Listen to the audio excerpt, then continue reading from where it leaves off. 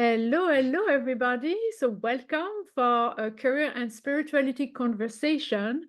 So, for those of you who don't know me, I'm Judy Pone, and I support spiritual seekers having a career experience to reconcile what they do for a living with who they are as a soul. And to help me out with this mission today, I have the pleasure to welcome Jody Crawford. Hi, Jody. How are you today? Hi, Julie. I'm absolutely delighted to be here today. Me too. I'm excited for this conversation. And uh, the usual audience will know that we're always starting this podcast with a short grounding breathing exercise. And you have volunteered to do that for us today. So, all the best Yeah, for me. I can just, let's get going. so let's go. The I mic love it. is yours. Okay, well, let's just settle in into your bodies, into yourself. I like to rest my hands on my lap with my palms facing up in an open receiving position. However, do whatever you feel is comfortable within your own body.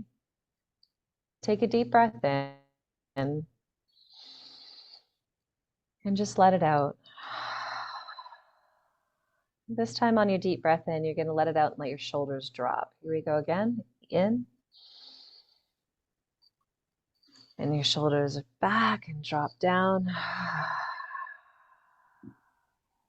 Good. Deep breath in for 5. Hold for 5. Out for 5.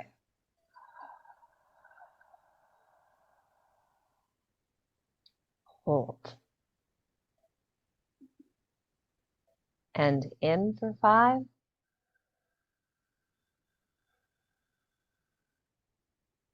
Hold for 5.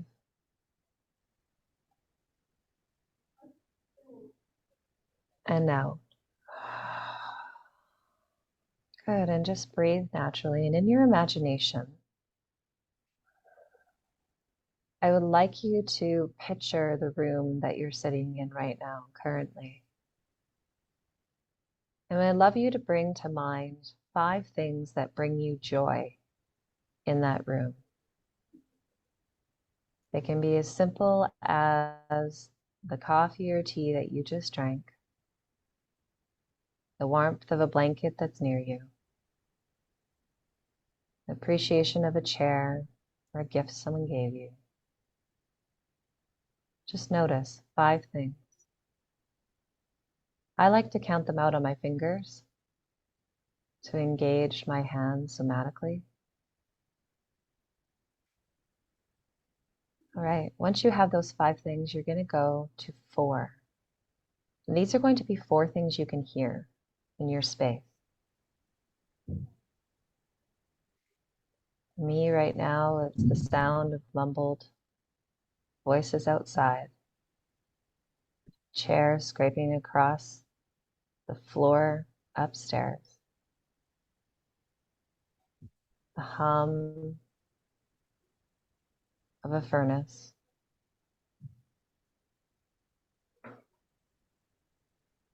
and someone just rolled something.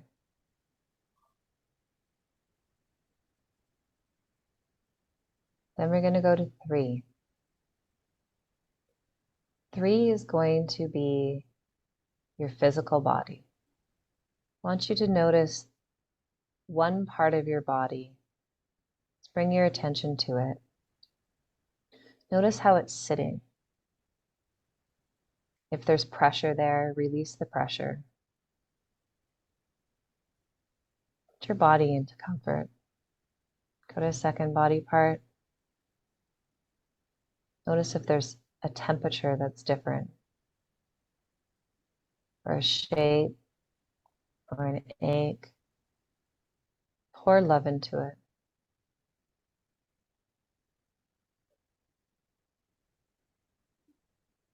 Let's go to a third part.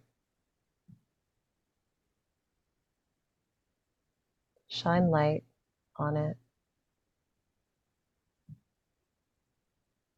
See it in its beauty.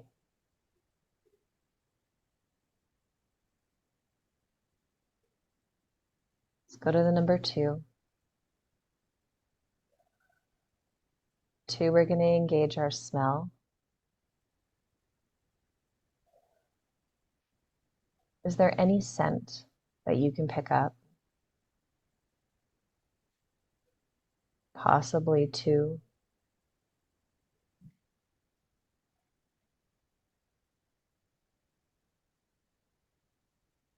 And 1, we're going to go to grace.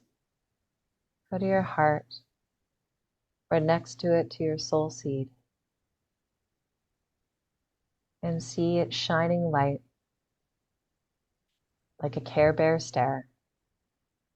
For those of you who might not know what the Care Bears are, it was an old cartoon in the 1980s where these bears would come together and stare at a problem with their energy and fix it.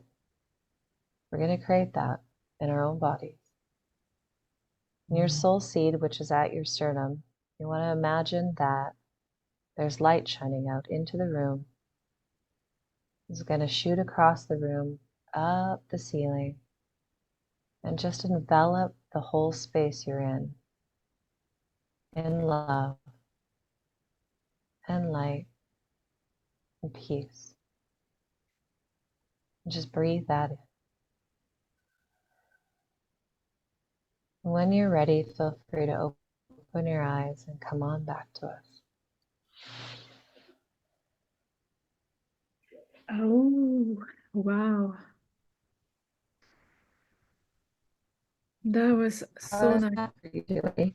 Oh, that was amazing. Good. Yeah, I love that. I love the exercise when you're picking up the sounds and all of this. And before I even introduce you, I can can share that little story that the last time I met you, you did a short coaching session with me Yeah. where you did that. I loved it, and we did many other stuff, but it was very, very effective. Guys, I had a public speaking thing coming up. I was a bit nervous, and oh my God, that was, yeah, you really saved my day. So I'm really grateful for that. So I want everyone to know. And Oh. yeah, on these words, I want to introduce you briefly. So Mhm. Jody, sorry, you're from Canada, and Yeah. okay, guys. So yeah. So we've had a little tech issue. So we're picking back up. So I was saying that Jody is an author and a coach and a teacher, a speaker, and she's also a mom and a grandma. And maybe you can talk about that, later in the conversation. And Yes. you specialize, and that's what's Mhm. that's what's gonna interest that's what's of interest to many, in preventing people from getting Mhm. exhausted, overwhelmed, and burnt out. So we're going to talk a lot about that. And you wrote a book which is on Amazon, Mhm. and you also developed your own methods. So loads to Mhm. cover. And so I suggest that we Mhm. start with, as I usually do, with this a little insights into your spirituality. How do you relate to spirituality? What does it mean, if you had a definition, or so that we know where you stand on that Mhm. topic. I was listening back to some of your other episodes, and it really got me thinking about, how do I define spirit? And I never did come to a conclusion, which I thought was really interesting, but it was much more of a feeling. So for me, spirit is an expansion, and I really think that I relate to so many things. I grew up under the I'll call it umbrella of Christianity. And and then I really started to feel the sense of the doors closing. And so I've described Christianity as a long hallway with a lot of doors, which Mhm. feels like a lot of rules. Like there's a lot of rules down that hallway. And I felt it just tighten and tighten and tighten and tighten on me. And it became really constricted. And Yeah. so I started to denounce anything religious. I went through this phase where I was like, you know what, I like no, that's just not happening. And then I actually studied religion. I was like, because I'm still interested in theology. So I went to university and I had to take a history class. It was an elective that was required. And I chose the history of religion. And I actually found it like I had a transformational moment in there around just the frivolity of it and like the handshake that it took in order to create religion as a whole.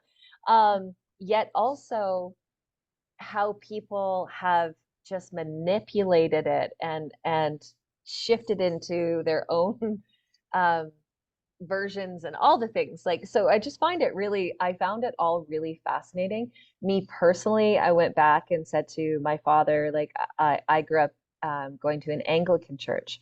And the Anglicans were some of the very first people to open residential schools in Canada, which has turned out to be one of the most traumatizing situations for our Indigenous people in Canada. And to be associated with anything associated to that trauma, I was just like, I will never step foot in that church again. Like, I just made this declaration.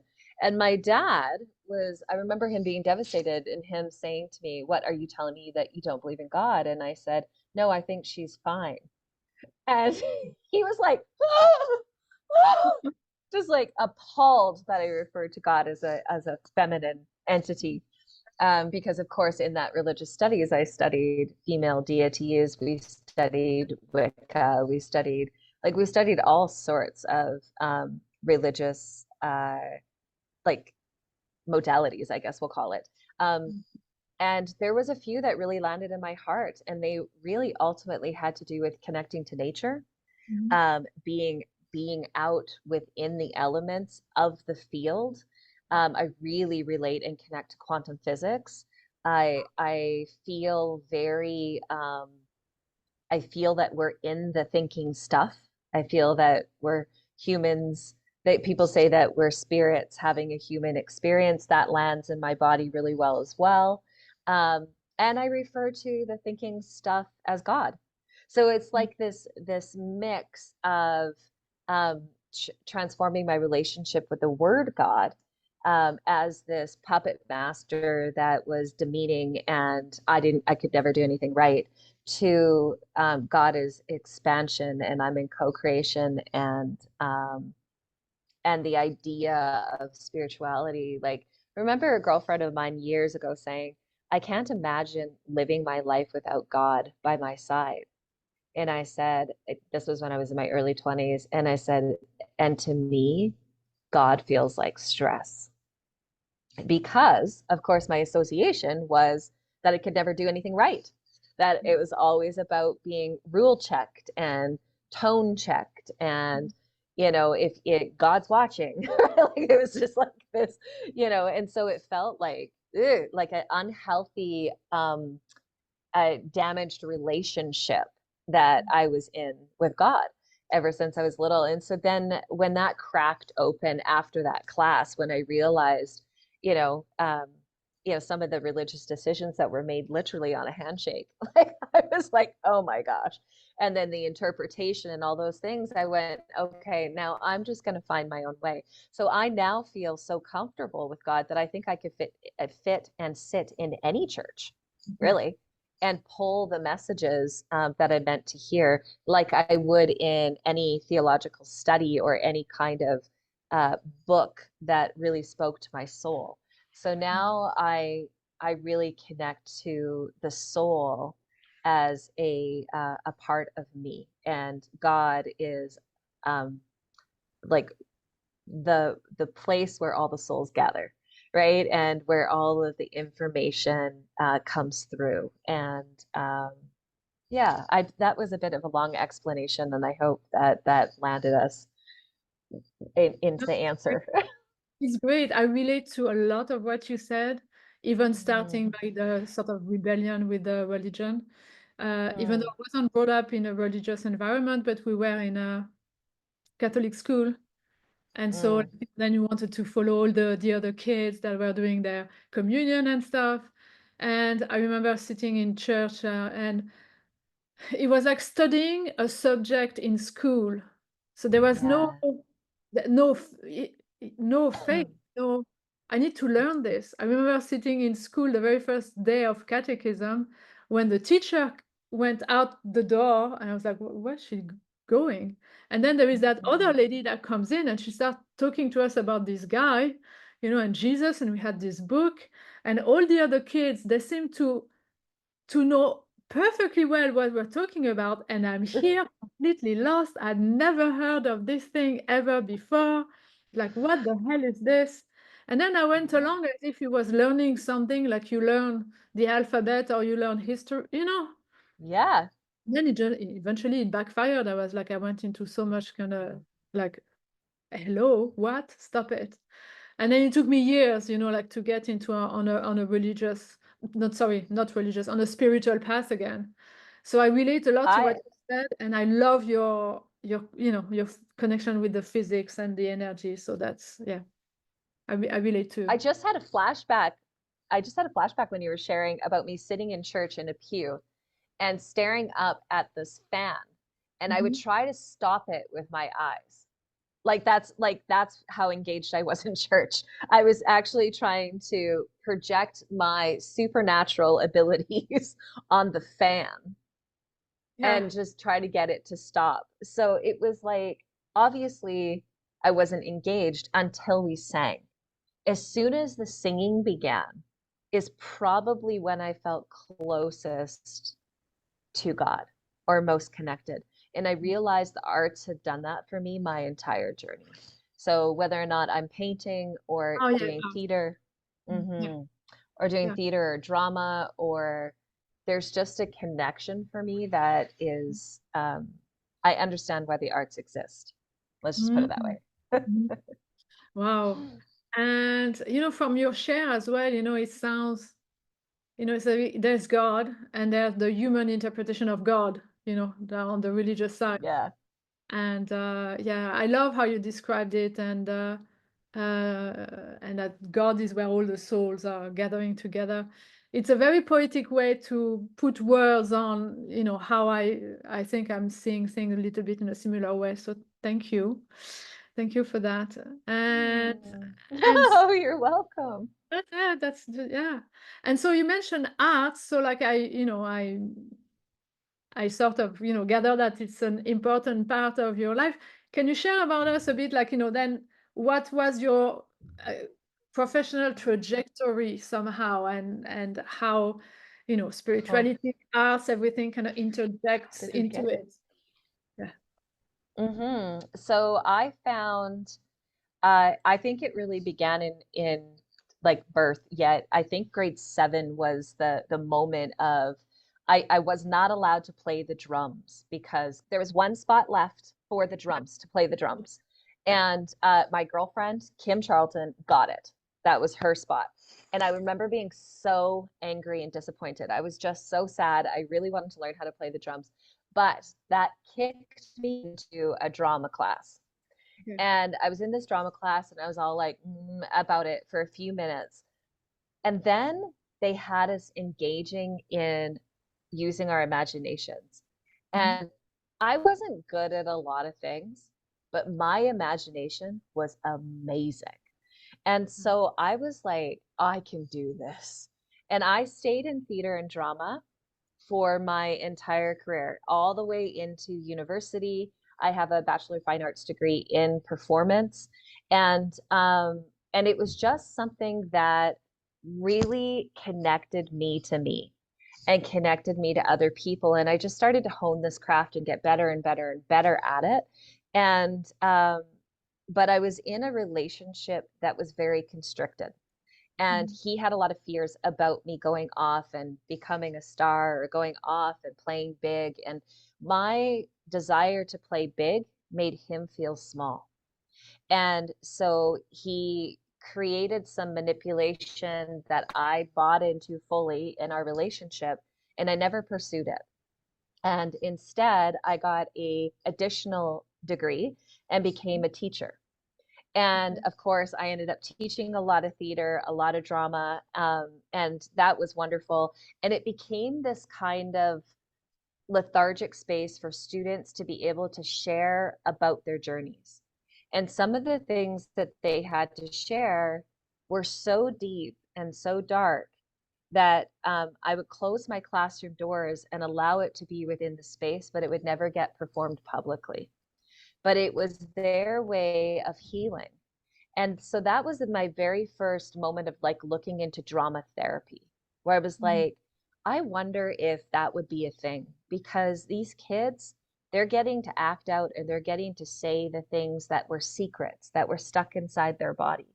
But in my classroom, I didn't have a ton of rules. Like I just respect and coming from integrity and like knowing your come from, um, which was kindness, right, was really the only rule. Like Mhm. I said, you can mimic people to play a character, but you can't mock them. We're not we're not putting people down. We're Mhm. exploring what it would be like to be, right? A, B, C, D. And this notion of exploring what it would like to be became a calling card for me, where I was like, I wonder what it would be like to be this or like that. And I used to joke all the time to say, I could probably be a surgeon for an hour. Like I'm an actress, I could do anything for an hour. Like that was kind of my background. And even when I started teaching, I was like, well, I could pretend to be a teacher if I suck at it, right? Like I could do that. But it turned out that I didn't suck at it. And in fact, Mhm. I was nominated for a number of teaching awards and I loved it. Like suddenly I wasn't self-centered, I was outward focused. And the more the kids shone their light because I gave them space to do so, the more my light shone. Yeah.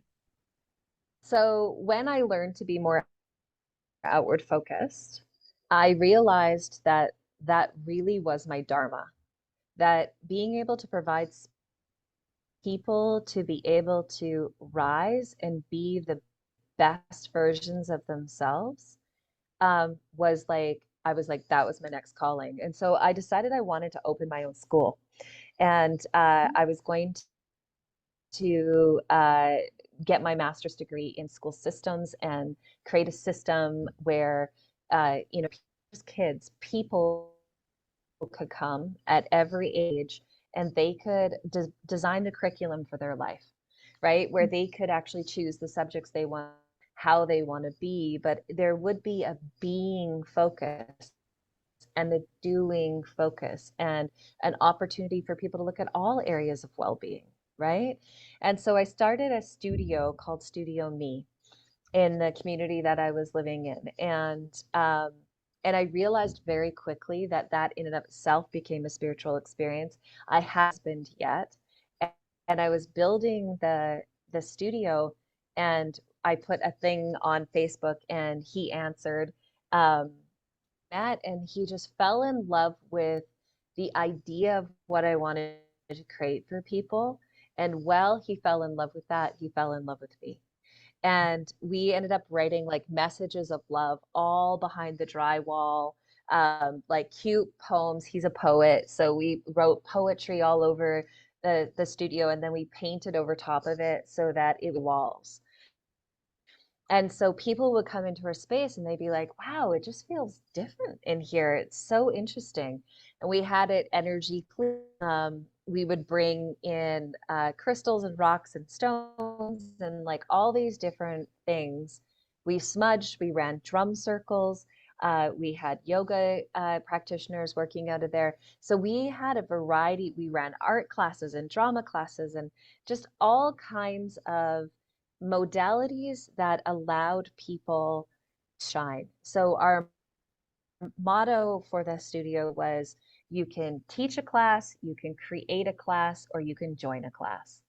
But just come. Oh, So it was moderately successful. It was way ahead of its time. People are like, I don't get it. And I'm like, it's like a gym, but for your mind, body, and soul.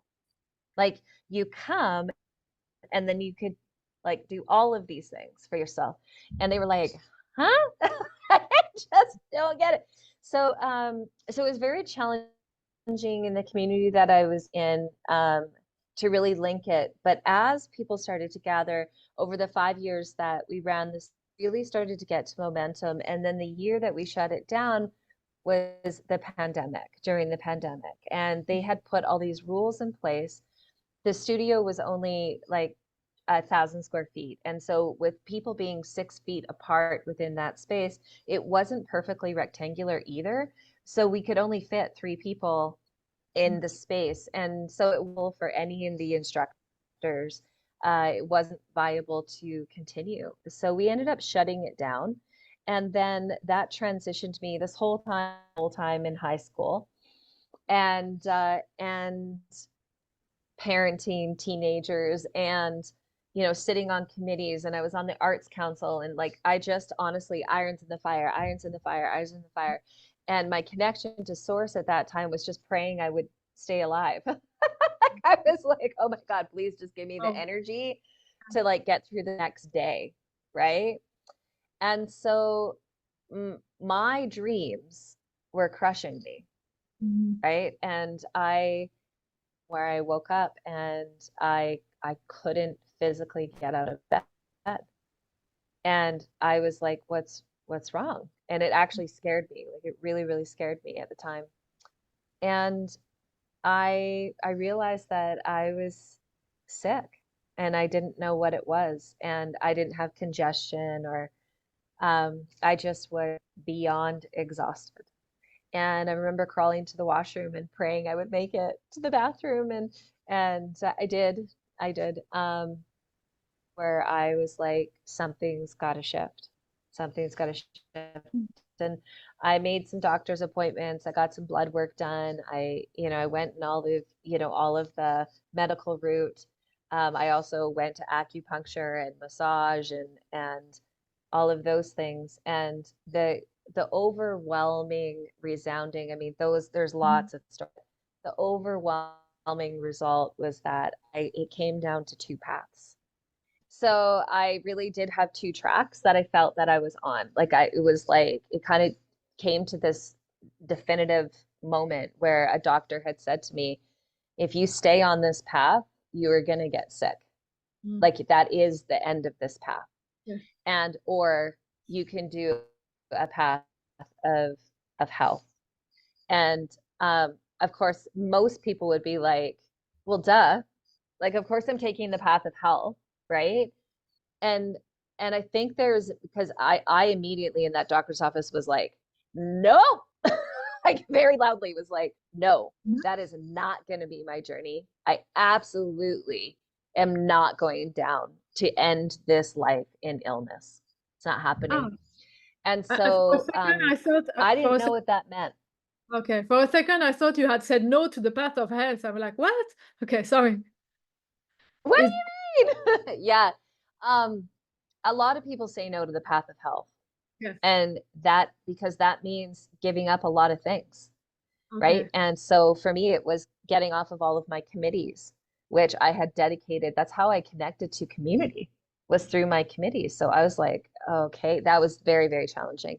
And then it was letting go of my ego and going to like really recognize the biggest source of my energy suck was my job as a Mm. teacher.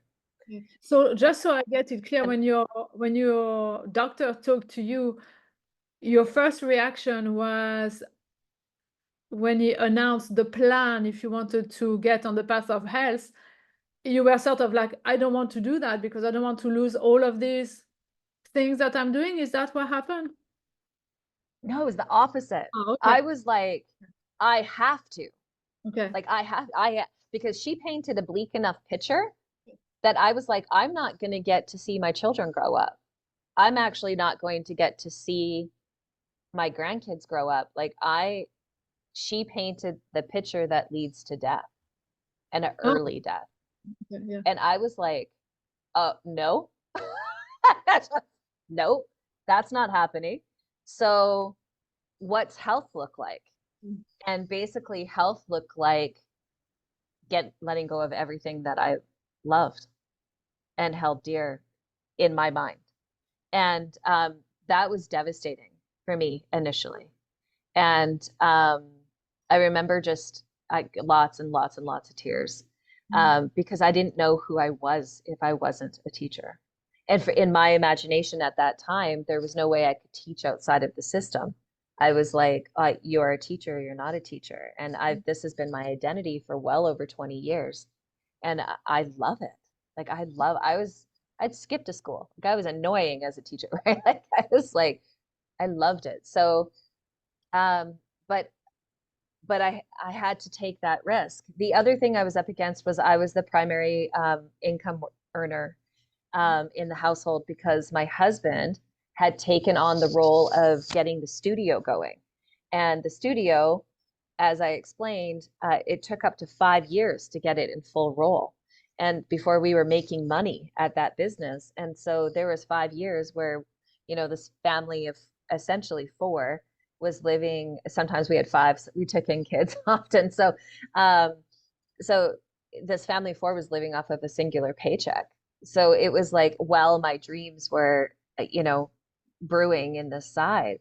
And so there was a lot of prayer. There was a lot of conversations with God at that time about my purpose and my dharma and why would this come to me if this wasn't meant to be, and what could that look like, and how is this healthy? And there was even some grief when fast forward to me choosing to let go of everything, almost everything.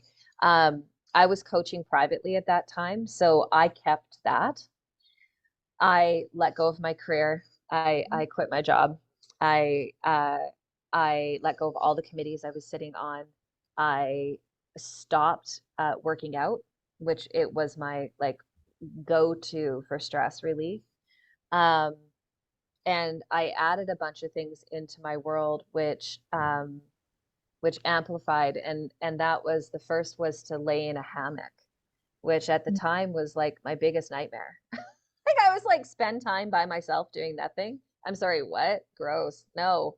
Ah, like, that is terrible. What a terrible idea. Yet it was so, after I got through the discomfort of it, I could feel the connection to God again. I could feel that in that stillness was where all my answers actually lied. And ideas started coming through me. And at that time, the idea was it was so strong to move to Costa Rica. And it was like there was a pull that was unexplainable. I've never been to Costa Rica. I don't know anything about Costa Rica. I don't speak Spanish. Like I was like, I don't understand what this is, but I was trusting it. Like I was just like, and then I realized that the Costa Rican uh, motto is Pura Vida, which means simple life. And it was all about simplifying. And they are a culture that reveres being. Although they are a hardworking culture, they have very good boundaries about working hours. Their number one value is family.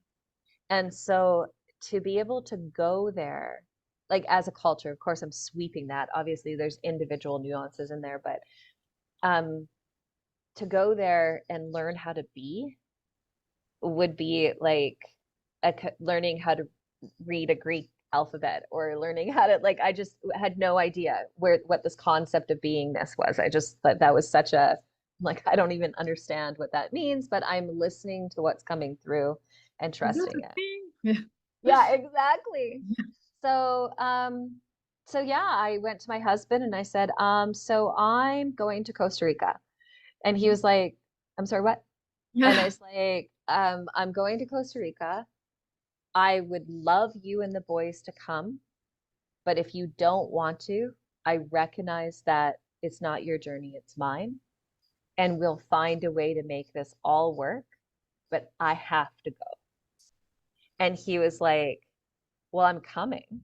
like without even like a skipping of a beat. And I Yeah. was like, okay. And we approached the boys and they were like, yeah, yeah, we're coming. And this was right at the very beginning of the pandemic. And so Oh, there's all these rules starting to come into play about flying internationally, about where you'd stay, about masking, about like all these things. And we just got in right in the nick of time to be able to be in a culture that wasn't masked, right? Lots of hand washing, but lots of connection and communication, and nobody really got sick. So it was very interesting. We spent a lot of time on the beach. I learned a lot, a lot, a lot. In my book, I talk about all the gurus that came through. Um, I I don't like really that well, word is. it came through as in a sort of a channeling way, or Oh, good question.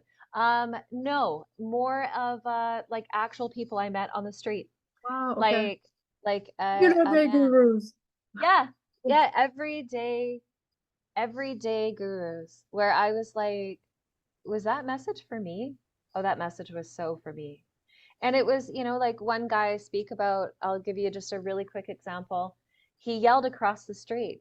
He was like, "Yo, Chiquita." And I was like, "What?" And I was like humming it to the beach. And he goes, "Where are you going?" And I was like, "Oh, and I like pulled out my worst Spanish ever, right? I was like, "La playa." And he's like, "Oh, the beach." And I was like, "Yeah." And he says to me, "No, what I meant was, where are you going so fast?" Oh, And I was like, "Oh."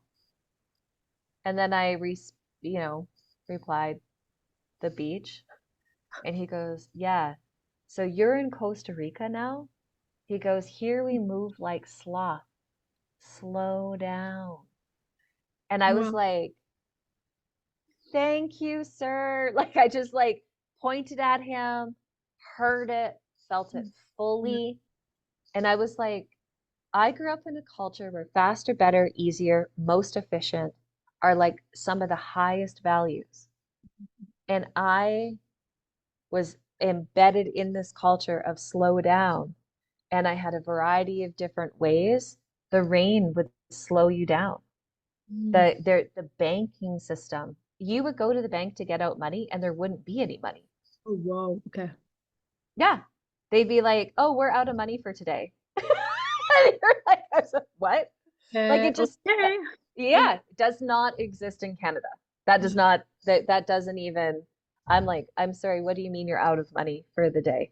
"Oh, well, it was payday and everybody came and got their money, and if you don't get in line in the first 100 people, like you're not getting money today." So wow. you learn these things, right? You realize that, I don't need 20 frying pans. One frying pan cut it. We Mm. actually literally had one plate, one bowl, one set of cutlery for each of us. And Yeah. that was enough. We just took care of cleaning those four things and then we could go on in life. So there was just so many lessons. We ended up staying just under 3 months. Yeah. And then my eldest son really wanted to get back to his girlfriend and his job. So he went back after a month. And then my youngest son stayed with us the whole time. But he was not thriving in online school and he was feeling really, really lonely because he was grew up kind of shy. And so meeting people, especially in a different culture, like there were so many barriers there. And so Sorry, by how old were they at the time? how Well, old were they? yeah. Oh, yeah. 14 and 16. Okay. Okay. The Yeah. 16-year-old went back, and you kept, then, but the 14-year-old Yeah. wasn't so thriving. Okay. Yeah. And then the creative solution for the 16-year-old was we had a friend that was experimenting with a nomadic lifestyle. And so he was just like staying wherever he felt called to stay. So here's a God shot moment. We called him and we were like, "Would you like to stay at our house while our son is there?" And he was like, "Yeah, I'd love to." Yeah. So it was like, okay. Right. You So can't there's make just, you can't make this up. I mean, it's just like, right? yeah, yeah, yeah. Yeah.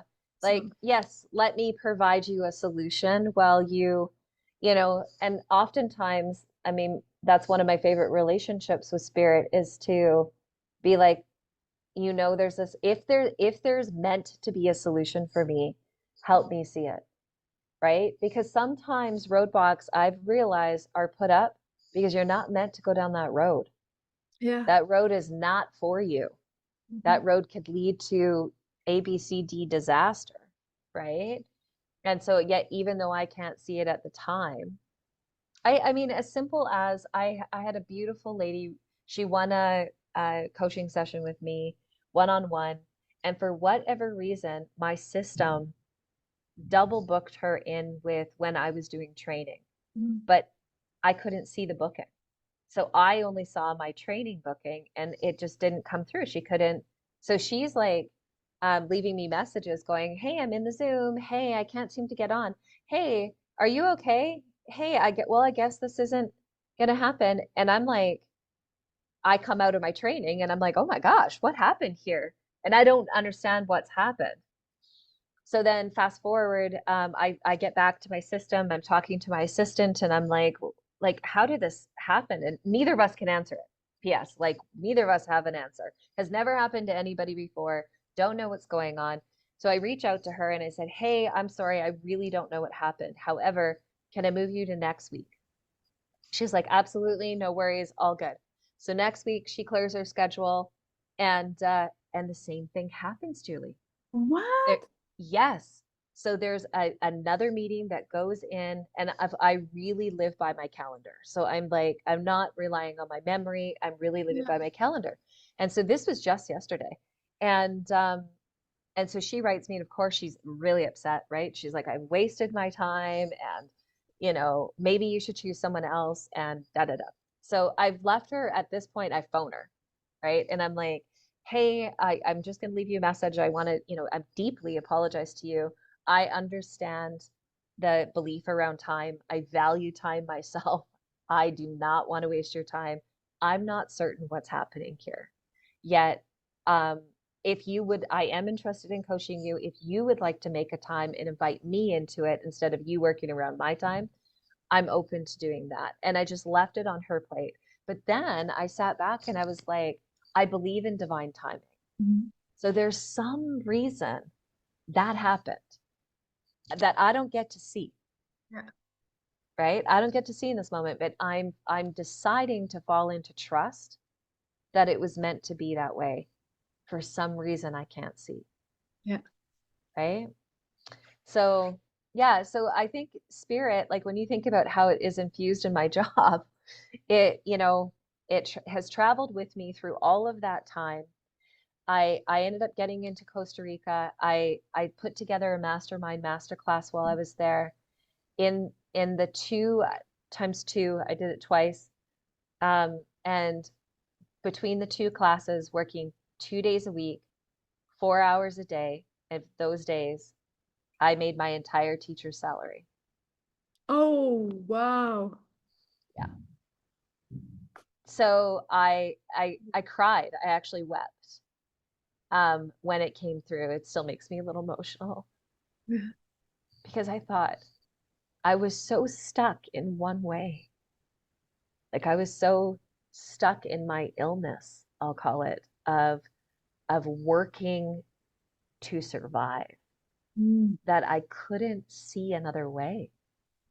And, I feel like God was like, "You'll not see it here. You got to go somewhere where they actually value being."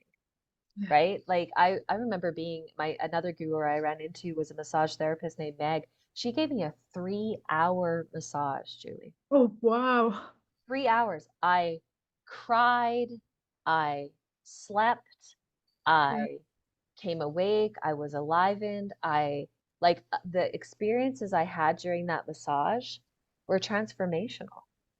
And it was like she was getting all of this trauma out of my body while I was in this experience. And like this is stuff that you can't make that up either, right? Things you didn't know you needed. Mhm. And so I just have found that awareness of actually it could look this way.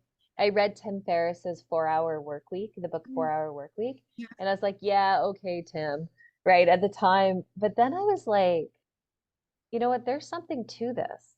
Like, what if it was 4 hours a day? Like, what if that was, what if we started with something that, I don't know, was closer to what was in my skina, right? That I could at least relate to.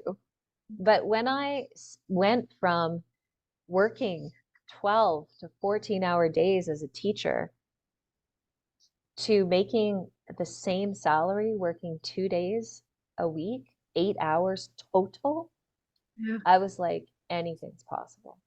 Yeah. Anything's possible. And Yeah. so then I started to build like this training and this coaching.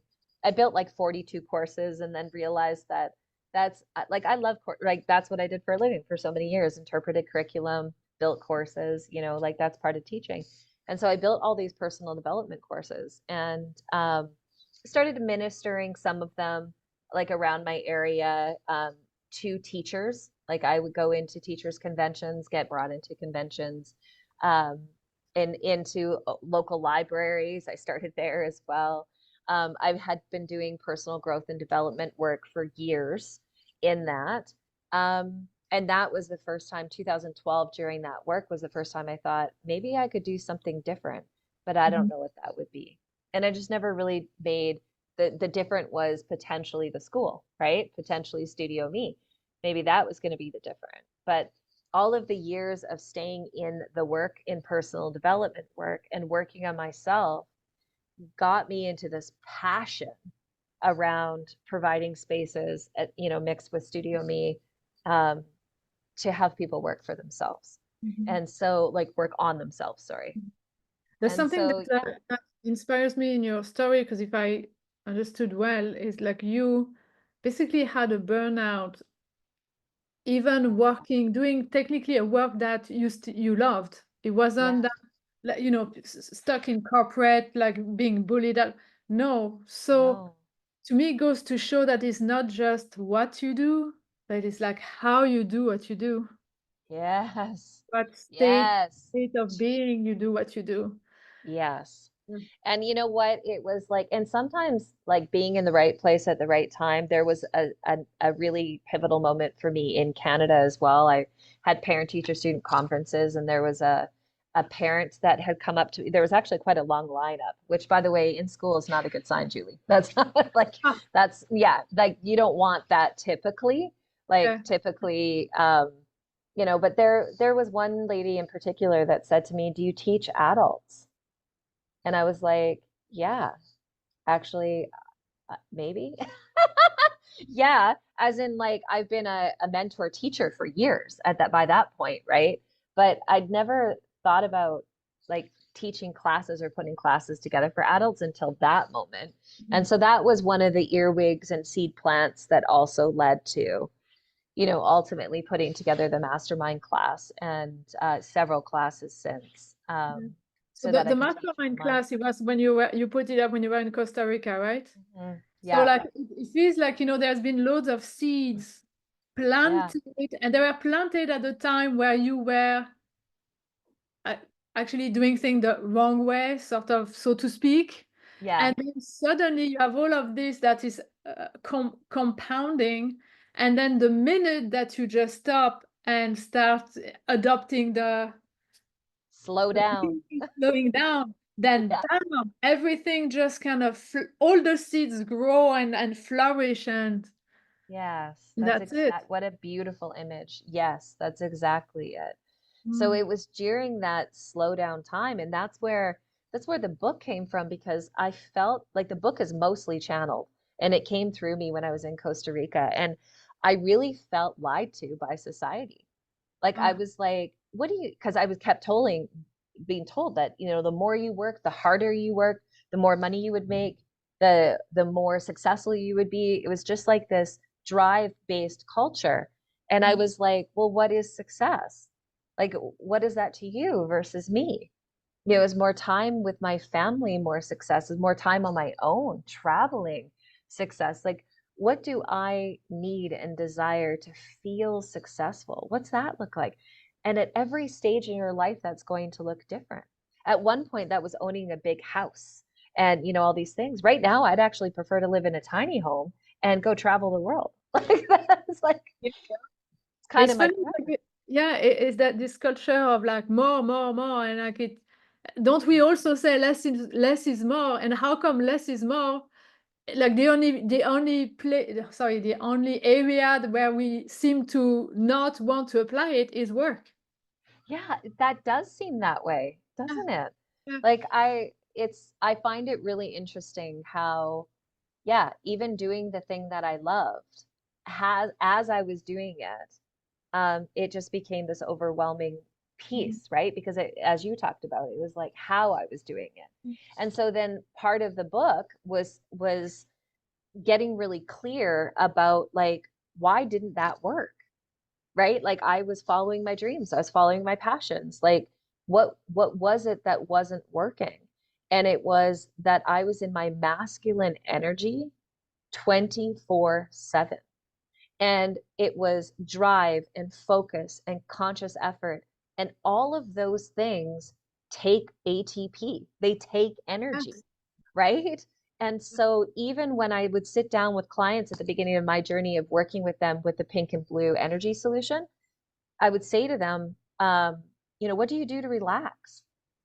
And they'd be like, well, I go hiking, I go biking, I go to the gym, I read, um, on and on. I garden. What do you do to relax, Julie?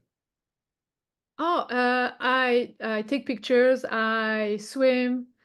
Yeah. I go climbing. I used to go dancing, but like like friends. Yeah. Yeah. Oh, I love all of this. Yeah. So all of those things are still doing. They're still bluing. Right? Mhm. So you are like at work, you're Yeah. doing all the things, you're putting out all the energy. There's a woman who has this thing called the spoon theory, and it's like how we use our energy. And we're imagine that each spoon represents a certain amount of energy that we use up in a day. And it's like you're using all that energy, and then you're like, oh, I'm gonna go relax, and I'm gonna use up more energy, right? And so I realized like that was a pattern I was running. Even in blue, I decided that there was definitely a light blue and a dark blue because light blue is like unconscious. It's things that we do that we don't really have to think about. And they're super easy, like, say, brushing our teeth or making our bed or things that take very little energy, very little thought, but you're still doing, right? But photography for you and dancing and like, I love all of those things, and they would still all be light blue. And so the pink solution came in when we looked at ways of healing, restoring, relaxing, and being Mm. when you're awake. And so, It sounds, although, so it to me it sounds like a very much sympathetic, parasympathetic in a way. yes, Yeah. so yes, but there's one step beyond parasympathetic. So, when I teach the parasympathetic and sympathetic nervous system, we talk about the sympathetic nervous system engages your fight, flight, freeze, fawn response, right? And which, thank goodness we have those weapons in our arsenal, that come to our aid to keep us alive, Mhm. right? Then, if we do not listen, or if we are engaged in that too much, our body will naturally throw us into disease, disorder, dismay, right? In order to get us ideally back to our parasympathetic state, which would be to be regulated. Yeah. However, there's a state beyond the parasympathetic, and it's Okay. the state of peace. So, in your parasympathetic nervous system, like when you're in that state, you can still handle some stress, right? Somebody comes in, they've got some bad news, you're like, oh, that's awful, da, da, da. But you're still regulated, right? Like your body is still in a regulated state. So you can handle some masculine, some feminine, little light blue, a little dark blue, maybe a little more dark blue, still regulated, still regulated, still regulated, right? But when you get into dark blue after dark blue after dark blue and no sleep and all these other maybe you've got your period, like all these other things, the tides have rolled in a different direction, a trauma has happened. We're like now moving closer and closer to almost black. Like it's so dark blue, it's almost black, right? And that's when our parasympathetic nerve or our sympathetic nervous system, sorry, engages and like comes to our aid. Parasympathetic is like it's not necessarily a peaceful state. It's just a regulated state, right? Mm. I actually found a word that I really liked, and of course, it's escaping me in this very moment, but it was it's called parity, parity, and Mhm. parity means balance. So Yeah. it's the idea of in that parasympathetic or in um, that state of regulation, you're really in parity where it's like I can handle different kinds of energies. Like my nervous system can handle it. But there's one more state of being, I believe, and it is the state of peace. And it's in the peace where the connection to God exists. Mm. Is that the Uh, pink? in the pink. Yeah. Yeah, in the pink. And don't get me wrong, because I have found connection to God in light blue as well. Like when I'm painting sometimes, or when I'm dancing, definitely singing. Like those are all anything that ends in an ing, a Oh verb, yeah. right? They're all doing states, Yeah. right? Really, pretty much. Meditating can be one that can go into either, right? Yeah. And so Great. when you're in the pink state, like in my book, I have like 50 different ways to get into pink. 50 different ways to get into blue, right? Yeah. Like, and all wellness based like stuff. But what I attempt to do with my clients who have very, very busy lives, because that's how they got to overwhelm, exhaustion, and burnout, is to teach them how to drip pink into their lives, Mhm. right? How to have the bath, stare at the fire, watch the Yeah. aurora borealis, lay in the grass and earth. Yeah. Yes, go into the trees and go into nature, but actually stop and hug a tree. Literally connect to the tree, Yeah. right? Sit at its base, ask for its wisdom, download the opportunity to be in that energy, Mm. right? Like there's so many things that we can do. Go to church, but just Yeah. sit there. Mm. Like don't praying blue, right? We're asking, we're doing for something. But if church is the place where you feel safe and loved and connected, go. God's Yeah. with you, right? Like God's with you wherever you are, right? But that's my belief. So, but if that's where you feel at peace, do that. If it's in a yoga class, do that. But again, yoga nidra very different than yoga ashtanga, right? Mhm. Like there's different practices that take you from one stage to another. Also, I have had people say to me, "What if I can't meditate? Like what if it's too hard?" Right? And I'm like, if you're already super dysregulated, you don't want to go to meditation. You actually want to somatically move the energy through your body first. Mm. Go for a walk, go for, do the bluing first, but specifically to move the energy, and then move into a state of being able to get into peace. And if meditation is hard, guess what? There's 49 other things to choose from. Like, and it And could that's be hard at beautiful. first. Yeah. Yeah, it's too hard, like, it's too big of a jump to go from black to pink. So like Yeah. you Yeah. take the steps. Yeah. Yeah. Yeah. Exactly. So I will put the link to the book Okay. and so people can find it. And Yeah, that'd be and awesome. because I'm just conscious, I don't want to, Hmm. before, because I know you have a retreat that some people on your side of the pond might be interested in going to. Do you want Yes. to tell us for a minute? Sure. It's called the Waterton Health and Wellness Retreat. Okay. It's in a national park called Waterton. We've got people flying in from all over the states, like keynote speakers. I'm actually going to be one of the keynote speakers as well. There's three others, sorry. There's 8 practitioners in all different kinds of modalities. We have family constellation therapy, we've got soul constellation, we've got somatic and breath work, we've got cold plunging, we've got how to turn your kitchen into an apothecary, just like a ton of different modalities. We're also doing a fair essentially where we have all of these people come to do a market as well in different health modalities. That's going to be on the Saturday. And then it's set in like one of the most beautiful places in Canada. So Mhm. it is like it's totally serene and it's right above the US Canadian border. So you can actually cross this lake on a ferry into the US. Like that's how Oh, close it is. Yeah, okay. and or climb a mountain and walk into the US. So like there's an opportunity there for my US friends and anybody from that area to fly in. I also did approach a gentleman from the UK who does somatic movement work, to see if he'll fly out and come and be a part of the retreat. I met him on Instagram, so I'm just like holding my fingers. He just seems like such a wonderful being. So And when is that? When is the retreat? it's going to be May 1st, 2nd, 3rd, and 4th of this year, 2025. Yeah. And so there's still tickets available. There's definitely people, you can come and check it out. I'll give you the link, I'll Julie. put the link. Yeah, I'll put the Yeah. link somewhere. Okay, Yes. that would be amazing. Yes, And it then will be there. Yeah. Yes. also, I have just like online interactive classes, and some of them are free. So I have a free energy audit class I typically teach once a month. And come on out, check out your energy, see where you're at. For that too. I might join that actually. Yes. That would be amazing. Yeah, that would be amazing. So And yeah, and yeah. and So then I'm just, you know, I know you have something. I don't want to be late for that. If you had like 30 seconds, like something that it's on your heart that you want to share, last words or a message that something we haven't talked about that you want to express. I just you know what? I think the message that's coming through me right now is hope, the power of hope.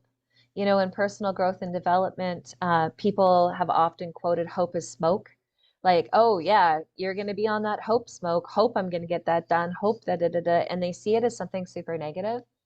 But when have chronic illness or you have a chronic disorder, which ultimately that was the diagnosis, chronic adrenal fatigue, which would lead to death way down the road. Hope is everything. Hope is the thing that will pull you through. If you are turning to drugs or alcohol or sex or like all these other ways of disappearing because you are overwhelmed, exhausted, and burnt out, and you are numbing out, like there is opportunity to change. And Meg, the massage therapist, gave me words that I carry with me to this day, which is, this is temporary. It's temporary. If you choose it to be, it's temporary and you can change. I love it. I think it's a beautiful way to conclude. Thank you so much. It was a pleasure. I would have I'd happily talk for another. We can do this again for sure. I would really love it, Julie. I just had such a delightful time being on here today. Thank you so much for inviting me to be a part of your world. And anybody who's listening, I just feel so much gratitude that you're even getting a chance to hear my voice. Thank you. Thank you. Like, yeah, same here. Same, like, and to be fair, like, there was a bit synchronistic how how this is happening. So agreed. Meant to be. Yes. Align, align, align, align, align. I know. I did have a vision that in the future I will be doing my classes in Europe. So, yeah. Yeah, there we go. So we're talking again, lady. We're staying in touch. Thank you so much, my dear. And to everyone who's listening, I'll see you soon for the next conversation. In the meantime, look after yourselves. Stay in the pink or the light blue. And drip it in. Drip it in. Yes. And love you guys. And light. Bye. Bye.